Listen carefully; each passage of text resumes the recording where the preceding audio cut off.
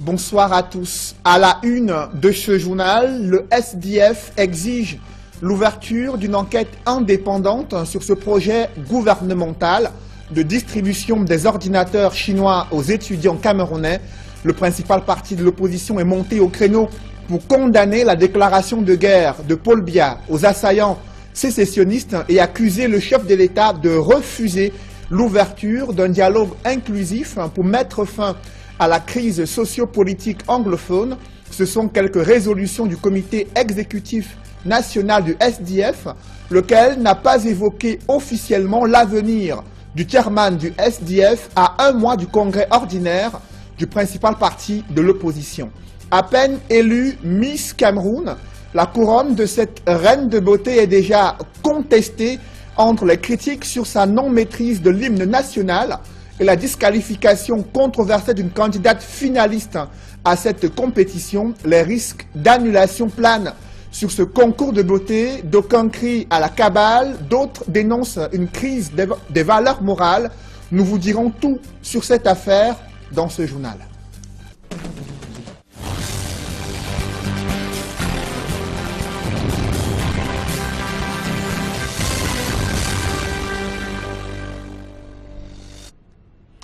Merci de suivre cette édition complète de l'information sur Equinox Télévision.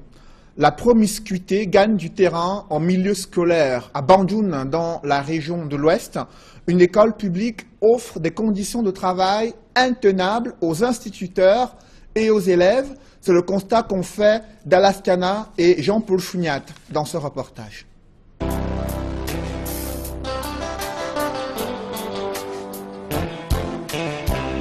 Bandjoun, la splendeur climatique d'une belle saison. Tout est beau pour tout visiteur qui débarque dans le Konki. Mais ce n'est qu'une apparence urbaine qui cache le visage des écoles malfamées de ce département.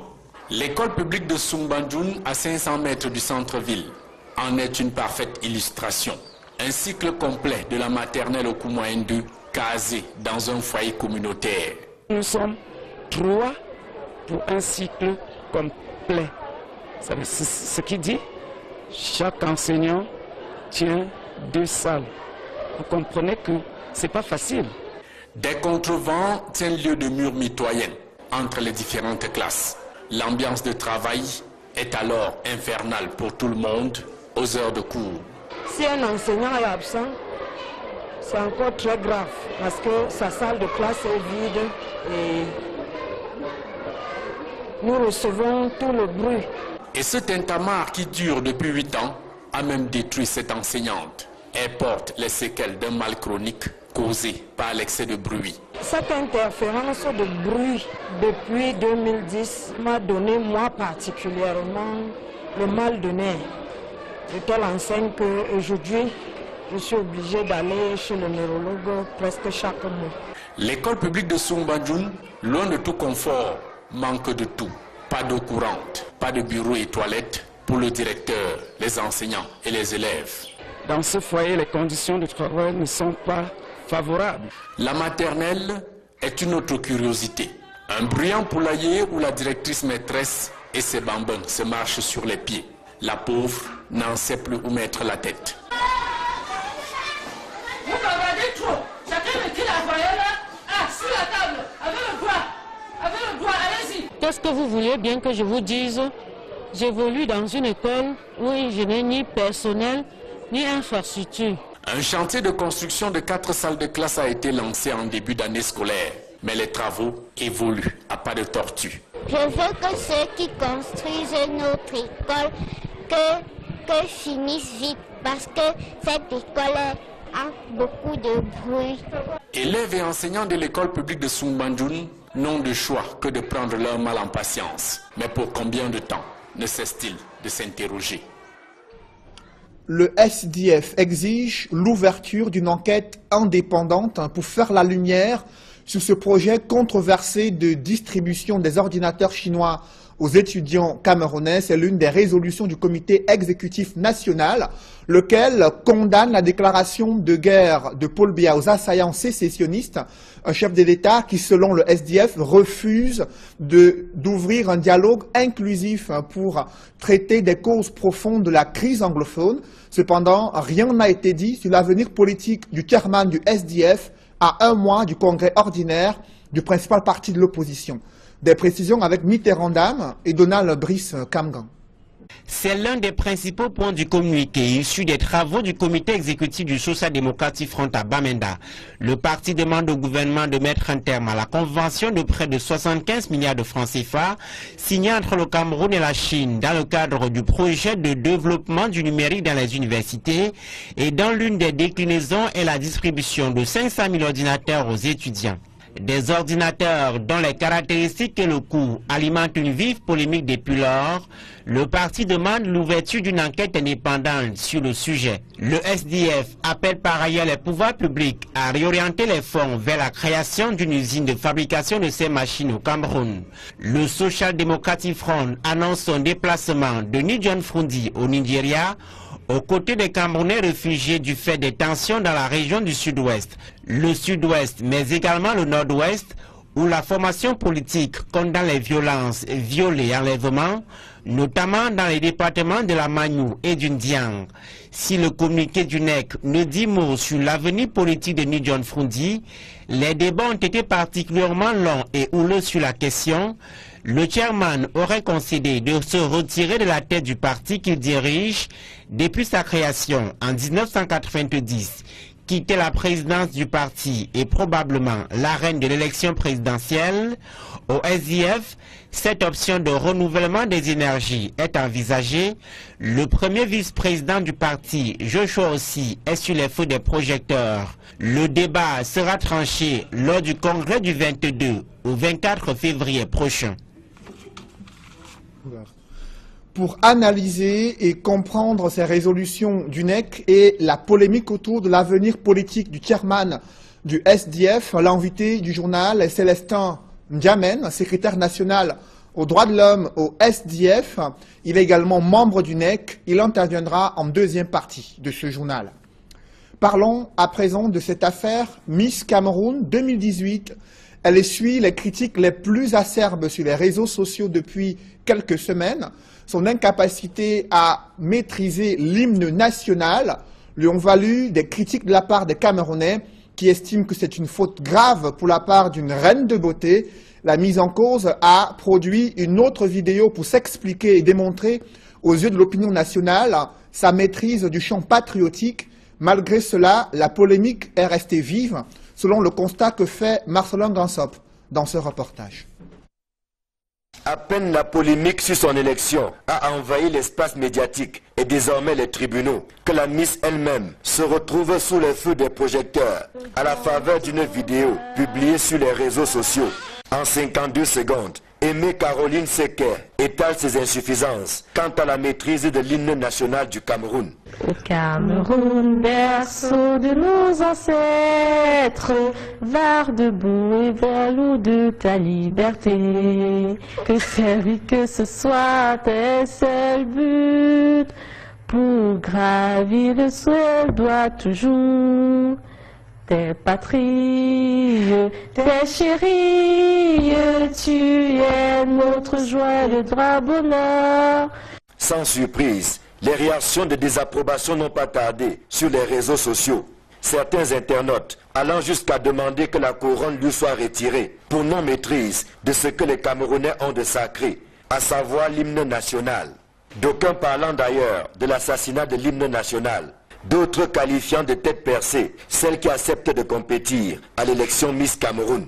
Ouvrez grand les yeux. Comme un soleil, ton drapeau fier doit être un symbole à dents de foi et d'unité.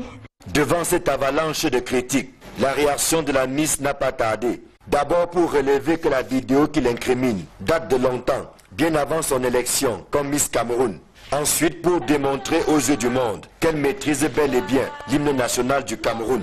Une sortie qui intervient alors qu'une nouvelle polémique enfle au sujet de la nationalité de Aimée Caroline Seke. Oui, je le reconnais et l'avoue, ayant quitté le Cameroun à l'âge de 10 ans, je n'ai pas toujours eu l'occasion de chanter parfaitement et de maîtriser les paroles de notre belle hymne nationale, raison pour laquelle vous avez vu cette vidéo en ligne. Mais l'esprit de leadership qui m'anime et l'amour que j'ai pour mon pays m'ont amené jusqu'à présent à corriger ce manquement, mais aussi à m'imprégner davantage des réalités socio-culturelles du Cameroun, mon cher et beau pays. Le Cameroun, berceau de nos ancêtres, va debout et jaloux de ta liberté. Comme un soleil, ton drapeau fier doit être un symbole à don de foi et d'unité. Que tous tes enfants du nord au sud, de l'est à l'ouest soient tout amour, te servir que ce soit leur seul but. Si cette vidéo a le don d'adoucir quelques esprits choqués, elle irrite en même temps d'autres Camerounais qui estiment que la Miss aurait dû se taire. C'est dire combien l'élection Miss Cameroun 2018 fait des vagues, 3 semaines à peine après sa tenue. Notre vie, à toi l'amour et le grand honneur. Cette année encore, l'élection Miss Cameroun a été émaillée de plusieurs scandales. La couronne de cette reine de beauté est contestée par une candidate finaliste qui exige l'annulation pure et simple de cette compétition après avoir été écartée, selon elle, de façon ne respectant pas le règlement intérieur de ce concours, des manœuvres visant à l'empêcher de présenter son projet. La candidate finaliste qui exige l'annulation pure et simple de cette élection Miss Cameroun 2018, alors que l'affaire est portée devant les tribunaux. Le président du jury crie au scandale. Pour Daniel Claude Abaté, la Miss Cameroun 2018 mérite bel et bien sa couronne. Reportage, Joël Essengé, Élisée Bogba et Ike Cyril. Que servir que ce soit un seul but, pour gravir le souhait doit toujours. Caroline Aimée Seke ne maîtrise pas les paroles de l'hymne national du Cameroun. L'affaire fait grand bruit depuis que la demoiselle de 21 ans a été élue Miss Cameroun 2018. Mais pour le jury de cette édition, l'exécution de l'hymne national ne faisait pas partie des critères de sélection. L'exécution de l'hymne national, en tout cas pour cette année, n'était pas un des critères. Vous savez, on peut tester 1001 choses, mais pour ce qui nous concerne, nous n'avons pas demandé aux candidates chanter l'hymne national. Il n'y a donc pas de quoi s'acharner sur l'heureuse élue, d'autant qu'elle a passé avec brio toutes les étapes exigibles de la présélection. Le jury a l'opportunité d'examiner et de tester les candidates 2 ou 3 fois avant cette finale. Elle était extrêmement bien préparée, elle a passé les tests. Mais le gros scandale de Miss Cameroun 2018 a été révélé par une autre Caroline, Caroline Kounou Biloa. Elle affirme avoir été appelée parmi les 12 finalistes, mais avoir été bloquée dans les vestiaires et empêchée de présenter son projet. Le jury, dans un premier temps, confirme que le dossard 20 avait bel et bien été appelé. Nous confirmons qu'elle a été bien appelée parmi les 12, puisque c'est moi-même qui ai appelé les noms publiquement, hein, on ne l'a pas fait en cachette. Bon, je ne veux pas venir me le dire ici. Mais le jury dit par la suite ne pas comprendre comment c'est une autre candidate qui est arrivée à sa place. Ça paraît tellement invraisemblable que vous appelez quelqu'un devant la première dame, devant tout un public, plus de 1500 personnes, et quelqu'un s'élève du comica pour aller bloquer. Ça n'a aucun sens. Alors que nous avons moyen de bloquer des candidats bien avant. Je vous ai dit que le jury travaille en amont. Pour aller dans nos salles de délibération, nous passions devant les candidats. À aucun moment, elle ne m'a arrêté, ni arrêté au nom du jury. La supercherie, si supercherie il y a été découverte, mais trop tard. Le numéro 20 était parmi les derniers numéros. Donc celle qui l'a remplacée était en arrière. C'est juste au moment de son passage qu'on remarque. Et la première chose qui arrive au jury, on se regarde. Je m'en vais vérifier mes notes. À ce moment, il était trop tard. Dans le jury, on soupçonne soit une négligence ou une distraction, soit une complicité avec la candidate arrivée en substitution. Je peux vous dire que si cette fille était avec les 12, là où tout le monde était et où les autres entendaient, elle serait venue. Je me suis demandé s'il n'y a même pas une complicité entre celle qui se plaint aujourd'hui et celle qui est entrée. C'est aussi possible. Pour tout dire, le jury décline toute responsabilité et affirme que Caroline Aimé Seke, Miss Cameroun 2018, mérite bien sa couronne. En finale, la Miss fait un lapsus grave qui lui vaut des points en moins. Elle dit, si je suis candidate Miss Suisse, on lui dit Miss Cameroun, ça lui fait des points en moins. Mais sauf que les autres aussi gaffent. Sa faute a été ça. Et ça lui a valu des points en moins. Mais personne, parmi les cinq dauphines, personne n'a fait mieux. Reste que l'affaire est portée devant les tribunaux. La première audience est prévue le 8 février prochain au tribunal de grande instance de Yaoundé. Caroline Kounou Biloa, la plaignante, réclame pas moins de 30 millions de francs CFA de dommages et intérêts. Comment placer l'économie numérique au cœur du processus de développement du Cameroun? C'est l'un des défis majeurs du gouvernement en 2018 et les acteurs du secteur des télécommunications mettent déjà la pression sur les pouvoirs publics afin de combattre l'immobilisme et de mettre en œuvre les réformes structurelles nécessaires pour le décollage de l'économie numérique au Cameroun. Ces réflexions sont évoquées au cours d'une concertation et d'une conférence annuelle placée sous la supervision du ministre des Postes et des Télécommunications. Des précisions avec Emmanuel Diop et Marcelin Gansop. Le développement de l'économie numérique se heurte à un immobilisme qui tranche avec la volonté réelle des pouvoirs publics de faire de ce secteur un véritable levier de croissance. Ce que nous voulons dire, c'est quoi? C'est que nous sommes restés figés dans nos têtes sur les façons de faire. Par exemple, nous n'avons pas su développer la recherche appliquée dans le domaine de l'économie et dans le domaine digital en général. C'est très embryonnaire, alors que les besoins tels qu'énoncés par Madame le ministre des Postes et Télécommunications sont immenses. Nous devons carrément transformer tout le pays avec de nouvelles applications, avec de nouvelles façons de faire, avec de nouveaux procédés. C'est là que nous sommes complètement immobiles parce que nous travaillons sur des choses qui, disons-le, n'impactent pas réellement le développement. Un état des lieux montre que le fossé est grand pour parvenir à une économie numérique, considérée comme un catalyseur et un puissant levier d'innovation et de croissance inclusive. Il est reconnu que nous sommes appelés à jouer un rôle central. Aucun autre secteur ne pourra véritablement améliorer dans l'économie normale si on n'introduit pas les TIC. Et pour introduire les TIC, nous devons contribuer à améliorer cet environnement.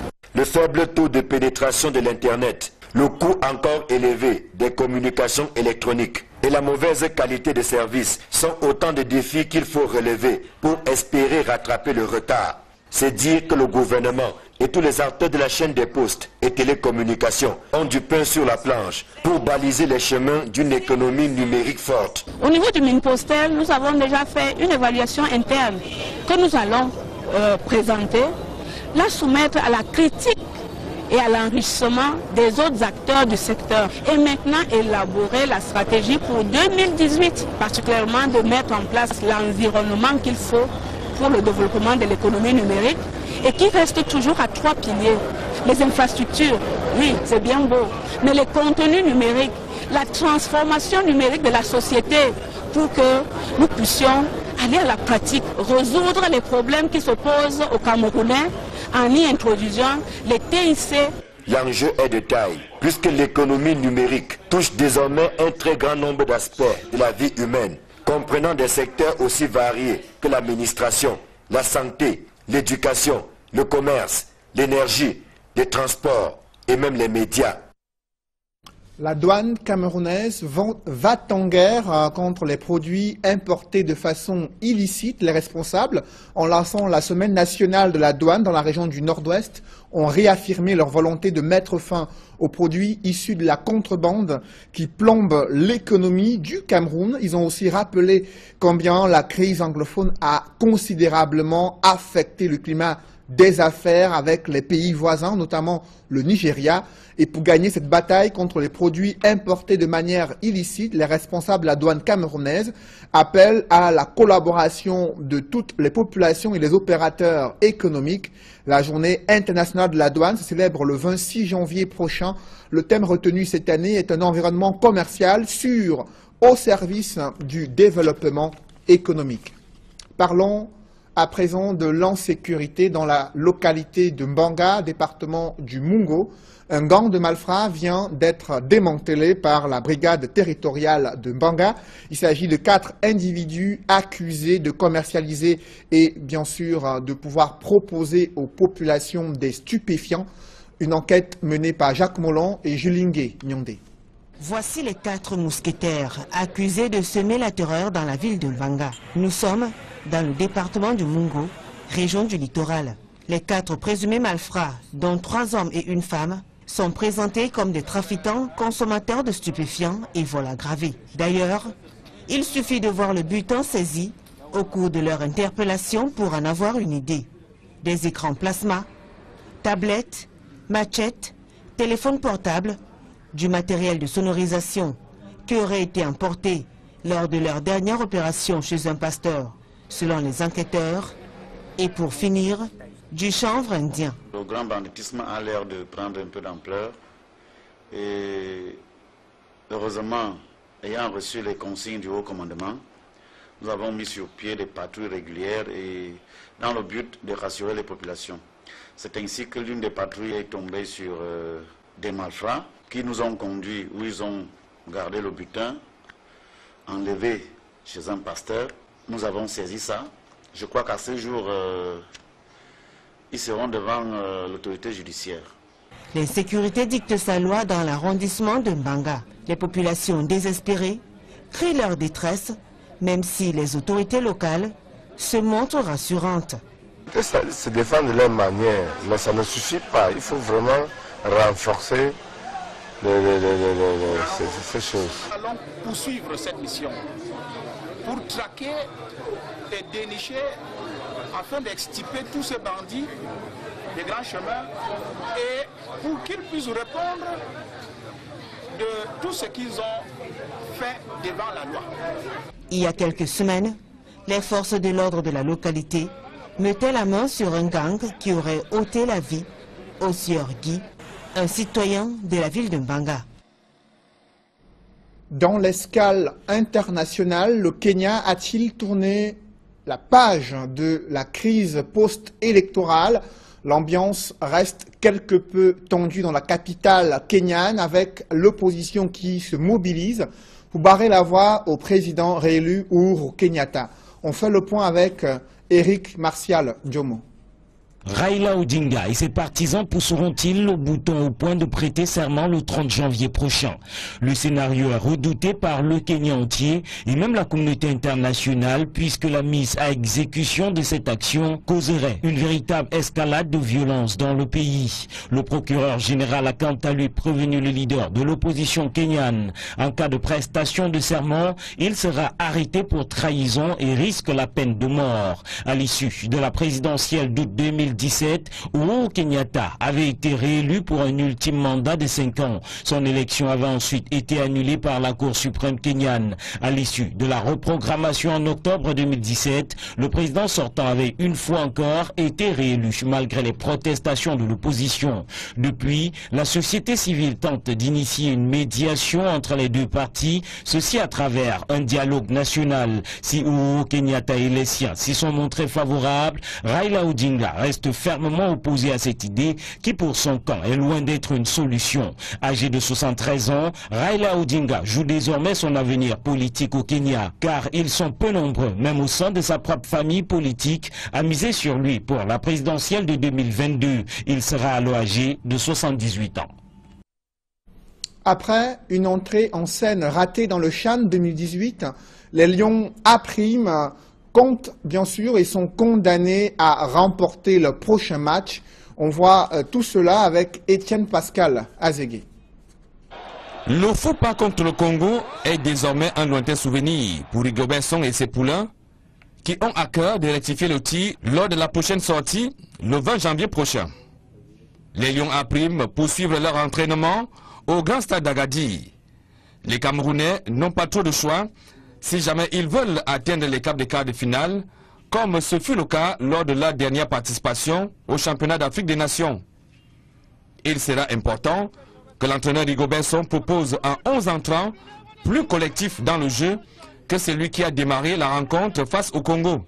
On s'attend à des retouches, surtout sur l'entrejeu et à la ligne offensive, puisque le prochain adversaire des Lions A' n'est pas du tout un enfant de cœur. Angolais et Camerounais se connaissent d'ailleurs très bien. Ils se sont déjà rencontrés dans cette compétition, respectivement en 2011, et là, l'Angola avait pris le dessus en quart de finale à l'épreuve des tirs au but. Les Camerounais vont par contre prendre leur revanche lors du CHAN rwandais 2016. En match de poule, les Lions indomptables A' et les Palancas Negras vont s'affronter pour la 3e fois samedi prochain en 3 participations pour chacun. Une victoire est impérative pour les Lions A' avant la 3e et dernière journée dans le groupe D. Mais il faut dire qu'en cas de match nul, un dernier espoir restera lors de la dernière sortie et ça sera face au Burkina Faso. Dans une poussière de seconde, la deuxième partie de ce journal.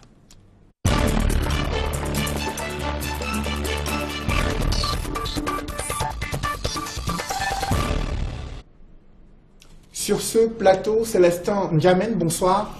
Bonsoir Cédric, bonsoir à tous vos téléspectateurs. Vous êtes le secrétaire national aux droits de l'homme du SDF, membre du comité exécutif national. Et la toute dernière session du NEC s'est tenue le week-end dernier. Il a fallu attendre plus de 3 jours afin d'avoir les résolutions du NEC. C'est inhabituel dans les attitudes et les mécanismes de fonctionnement de l'organe dirigeant du SDF. Qu'est-ce qui explique cette longue attente avant la publication des résolutions? Oui, on va dire que c'est relativement inhabituel, parce que c'est déjà arrivé que les résolutions mettent un peu de temps à sortir. Vous aurez quand même noté que cette fois-ci, le NEC a pris 2 jours, tout un week-end, ce qui là non plus n'est pas très habituel. En tout cas, c'est déjà arrivé également. Ce qu'il faut retenir, c'est qu'il n'est pas inscrit dans le marbre qu'il faut absolument que les résolutions soient distribuées ou publiées le lendemain du NEC. Ce n'est pas quelque chose qui est codifié dans nos statuts.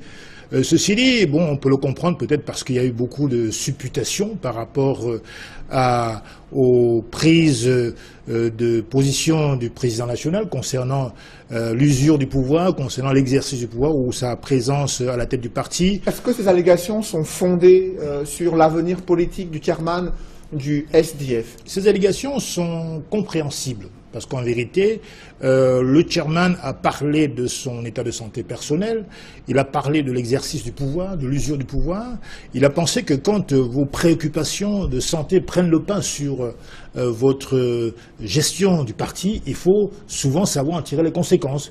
Qu'il commençait à réfléchir effectivement sur la suite qu'il aura à donner, n'est-ce pas, à sa propre présence à la tête du parti. Donc il n'a pas pris une conclusion claire et nette. En clair, il y a de fortes chances que lors de ce congrès ordinaire du SDF prévu dans 1 mois, que le chairman se retire de la présidence du parti, il laisse d'autres jeunes loups du SDF être candidats pour... Il n'est pas exclu qu'il se retire, n'est-ce pas, de la course à la candidature pour être président le 22, 23 et 24 février. Il n'est pas non plus exclu qu'il se retirera de la candidature pour l'investiture du parti, du candidat du parti à l'élection présidentielle, mais il n'est pas non plus, n'est-ce pas, proscrit qu'il prenne sur lui pour être candidat, parce qu'en vérité, il n'a pas dit qu'il ne sera pas candidat, comprenez? Il a parlé de sa vision de la gestion d'un parti politique, de l'avenir électoral dans le cadre du SDF, mais également sur le plan national, mais je veux dire qu'il reste entièrement libre d'être candidat ou de ne pas l'être. Certains estiment que ce sont les cadres politiques du SDF qui ont mis pression, qui ont exercé une pression importante sur le chairman du SDF afin qu'il, pour cette année 2018, où l'on observe un dynamisme sur l'échiquier politique, qu'il puisse y avoir du sang neuf qui prend les rênes du parti. Oui, vous savez, mon rôle, ce n'est pas de commenter les commentaires de mes camarades. Cela dit, chacun a son point de vue que je peux parfaitement respecter. Ce qui est sûr, c'est que le chairman, pour ce qui me paraît, a encore toutes les qualités intellectuelles. Je crois que personne ne peut contester cela. Et les qualités physiques, moi je les trouve en forme. Maintenant, s'il pense qu'il ne peut plus faire des tournées comme il y a 10 ans, les tournées des 10 régions, ça, je pense que libre à lui d'en tirer les conclusions. Donc vous serez favorable pour une candidature du chairman John Frondi à l'élection présidentielle 2018? Je pense qu'il remplit les qualités. Bon, maintenant, je vous dis que la question d'être candidat ou de ne pas l'être, c'est une question qui relève de la conscience individuelle. Je ne peux pas être dans son esprit pour vous dire s'il pourra effectivement, finalement, se porter candidat. Vous le soutiendrez s'il est candidat? Bien naturellement, je le soutiendrai. Je ne serai pas candidat face à lui. Que les choses soient claires. Bon, maintenant, je pense qu'il faut souvent donner plus d'accent et de relief aux déclarations précise et définitive, plutôt que de commenter les supputations du président national. Je sais bien que c'est un personnage assez important de la vie politique du Cameroun, mais ce n'est pas une raison de, comme j'ai lu dans la presse, le chairman passe la main, il fait ci, il fait ça. Mais non, nous avons des procédures tout à fait claires.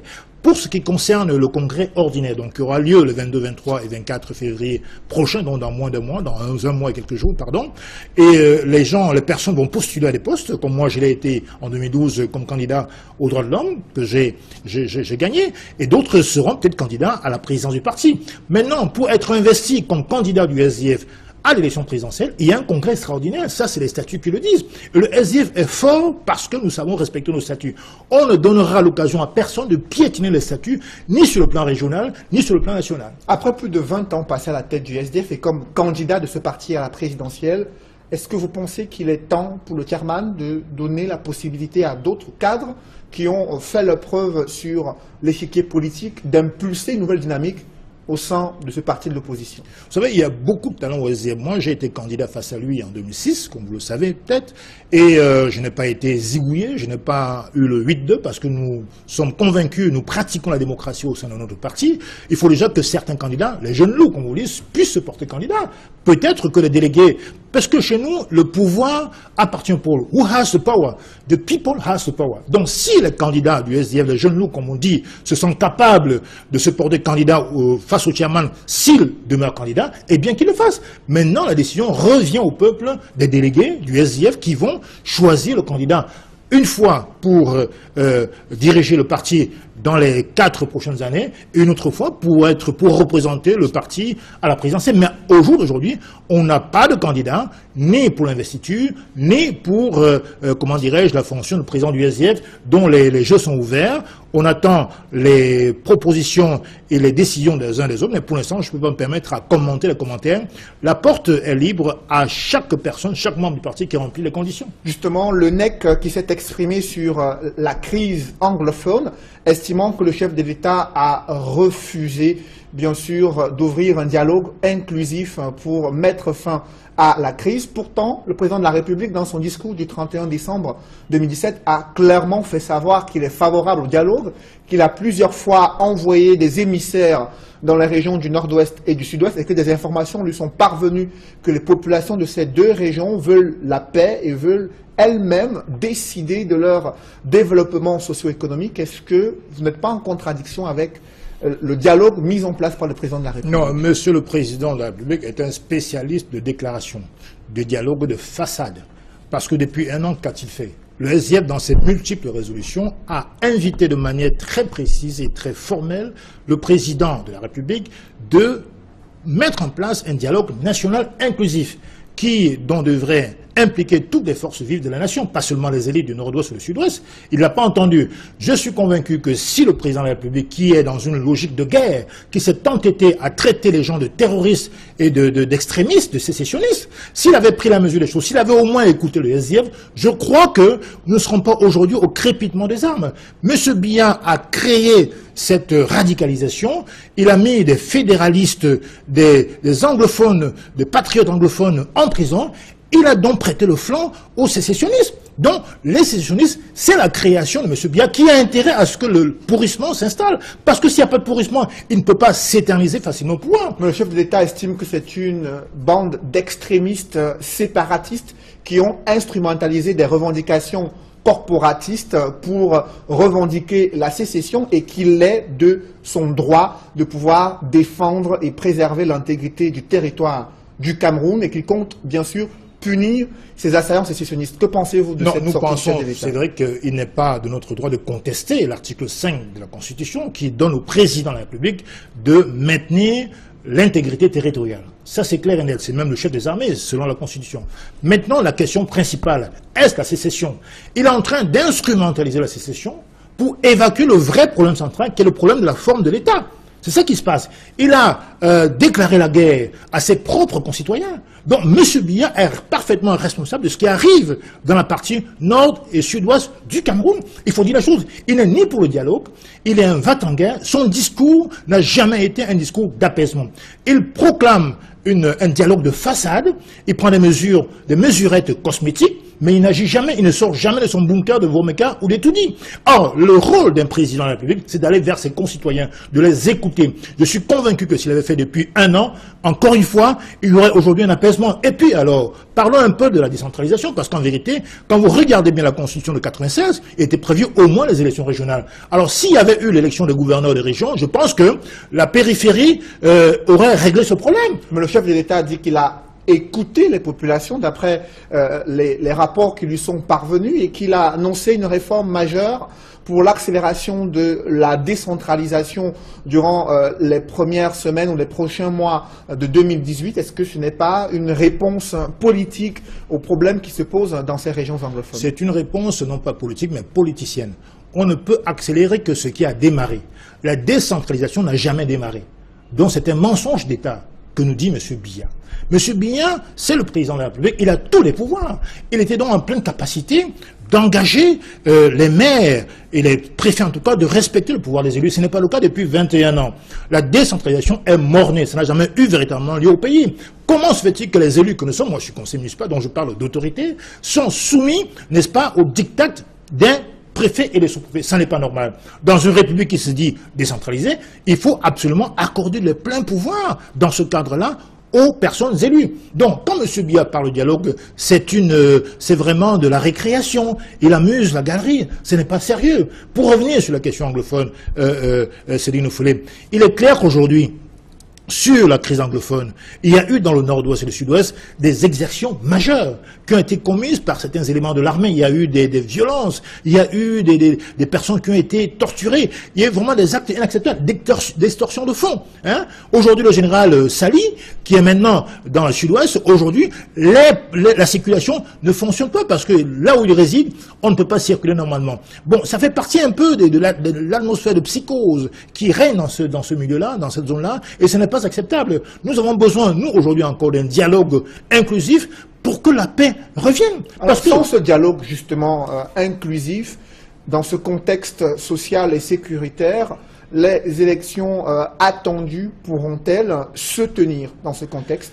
Alors, bien sûr, ce n'est pas forcément lié à un dialogue, puisque le président de la République, il a parfaitement le droit de tenir les élections, de convoquer le corps sans tenir compte forcément de ce critère-là, mais il me semble légitime que les élections se fassent dans une atmosphère de paix et de sérénité.